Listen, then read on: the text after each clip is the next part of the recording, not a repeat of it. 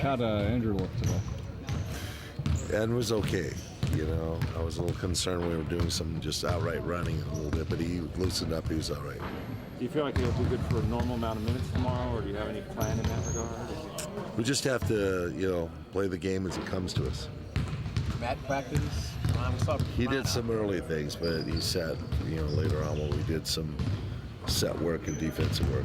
So is he scheduled to play? Probable, questionable? It's still questionable. Questionable. Was he questionable yesterday? What did I say? Probable. Let's go with probable again. Let's be consistent. Probably questionable. As far as his comfort with his knee, I mean, is there anything you need to see in particular to, I guess, make you feel comfortable in playing him? No. Well, he has to feel comfortable about it himself. Right. And that's my clue all the time is how comfortable does the player feel. If he feels really comfortable, he wants to be out there on the floor, and if he feels like, I better take myself out of practice, then it's a concern. So how ready is this team for tomorrow's game? So-so. So-so. Yeah. So-so. I thought we had a little lack of focus today. Just not quite as tuned in as we normally could be. So it was just a matter of, different schedule that we had, but still in all, I like to see a little more focus. So are you worried that maybe this team didn't give you guys enough of a challenge in the regular season, winning them 4 times, and then maybe we're trying not to worry about that. That's always a concern that you can get complacent. But we're trying to emphasize to the players that this is no reason to let up or to not think that this team's not going to give us a game tomorrow. Can they regain that focus tomorrow, or is it something we have a day to put it together.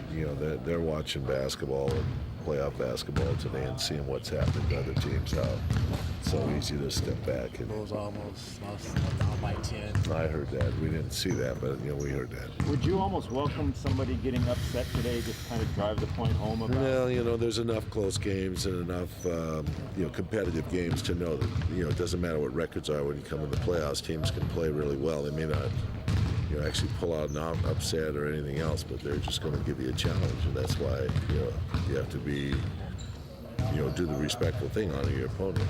You mentioned the other day about how, exception to Andrew, all the starters played 82 games this year, as well as Lamar, Shannon. I mean, obviously health has a lot to do with that, but just in terms of off-season work and just kind of the day-to-day preparation, is there anything that's gone into being able to have so many players complete the whole season like that? Yes. And what did they do? Your leadership drives it. And I think that Kobe and Fish, and Kobe particularly, knowing that he has to play through a variety of things, and Fish with his record of 499 games in a row or whatever it is. Does it get close to 499? 480 something like that. Which is remarkable. It sets a tone.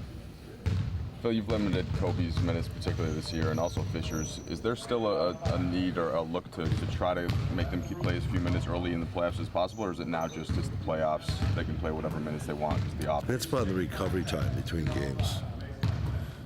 Obviously our 4th game in New Orleans, we're not happy about, playing at 9:30 at night, then having to fly cross country in a situation like that. With a 2-hour time zone change and a very long flight that could even reach 4.5, 5 hours. That means we'll have a real short recovery between Sunday and Tuesday's game. Other than that, this schedule's okay for us in the process of getting started and having a couple days and then recovering and going on. So in the first half of games or something, would you spend less time worrying about, okay, Kobe's played this many minutes in the first half? Naturally they win the regular season, but is it still something you always have to keep in mind? No, I will watch Fishes because he's got a lot of challenges in this series, particularly staying in front of Chris Paul. So that's something I'll watch. We've had foul situations against this team. We have to be careful of that. Those are things that limit guys. With monitoring their minutes during the regular season, what parts of their game do you envision them benefiting from that? Just as you guys live legs. The legs are not dead, hopefully. Ron, I mean, over the last couple of weeks, it seems like Ron's been more interested in really engaging in people physically and almost, almost some look like some wrestling matches. I mean, are you? I mean, is that how you like him to play? Or? Ron's physical capabilities, his ability to play body-on-body defense, is what wears opponents down. And that ability to continually put pressure on a player is fatiguing. And Mental or physical? Or it's both. But players that don't get frustrated wear down physically anyway. So in the fourth quarter, that's going to change how they shoot the ball or how much energy they have. You mentioned size advantage yesterday as one of the points of emphasis. Are there other just basic basketball aspects of the series that you're looking to exploit, or you're kind of warning your guys about that the Hornets do on the other end? The Hornets have two guys that are extremely good at stealing the basketball, and that's how they get easy baskets. And Trevor Ariza, who we know with us a couple of years, and Chris Paul are both league leaders in steals. So that's something we know we have to be careful around the ball. We don't want to give up easy baskets. Turnovers create that. Hey, Coach, talking about that height advantage, if I'm them, I would have four guys with the foot in the paint, guard the elbows, guard the blocks. So they're going to seduce you into shooting jump shots, which is the way that I think they have to play you defensively. What's the mindset with your guys on not falling in love with the jumpers? Well, we've always emphasized going inside, because if we have the height advantage, we obviously want to get the ball inside. It makes their defense have to collapse. But that's easier said than done. They're good at what they do. They, seventh in the league in number of points allowed, so they have a lot of credibility, in their defensive end. But all that being said and done, there's got to be a way to do it, and we try to figure that out, and we'll work at that. What do they do so? What are some of the things that they do real well defensively? Pace the game, don't turn the basketball over. They're a team that makes shoot over the top, and they rebound well defensively. Those are the keys. Monty Williams said today he thinks they're probably the most outmatched team in the first round, is what he said, but he said they don't worry about that because they've been struggling and been playing at a disadvantage for so long.